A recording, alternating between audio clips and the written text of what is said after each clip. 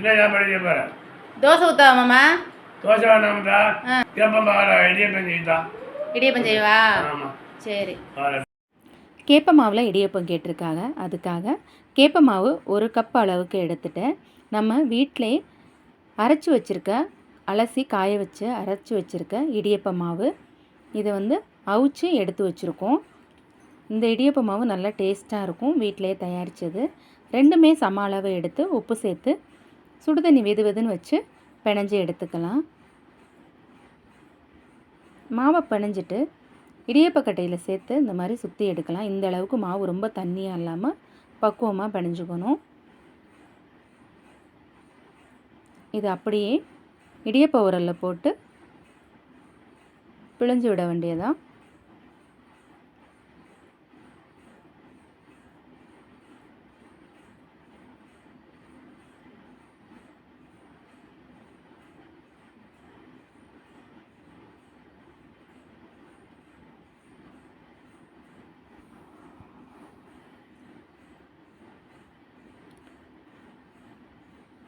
நமக்கு எந்த மாதிரி வேணுமோ அந்த மாதிரி சுற்றி எடுத்துக்கலாம். நான் இன்றைக்கி சின்ன சின்னதாக இட்லி மாதிரி தான் சுற்றி எடுத்துக்கிட்டேன்.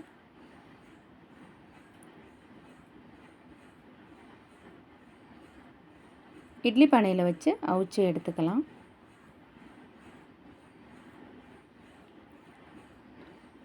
இங்கே பாருங்கள், நல்லா பூவாக பஞ்சு பஞ்சாக இடியப்பம் நல்லா உதிரி உதிரியாக வந்திருக்கு. நல்லா வெந்துருச்சு. இதை அப்படியே எடுத்து சாப்பிட கொடுக்க வேண்டியதான். சுட சுட சூடான இடியப்பம் தயாராக இருக்குது. எப்போதுமே இடியப்பத்துக்கு என்ன தான் நம்ம குருமா சாம்பார் என்ன வச்சாலுமே அந்த தேங்காய் பாலோடு சேர்த்து சாப்பிடும்போது தான் டேஸ்ட்டு சூப்பராக இருக்கும். வீட்டில் எல்லாருக்குமே தேங்காய் பால் தான் பிடிக்கும். அதனால் தேங்காய் பால் வச்சு கொடுக்கலாம் அப்படின்னு சொல்லிட்டு இடியப்பத்தை எடுத்து வச்சு சுட சுட அதோட தேங்காய் பால்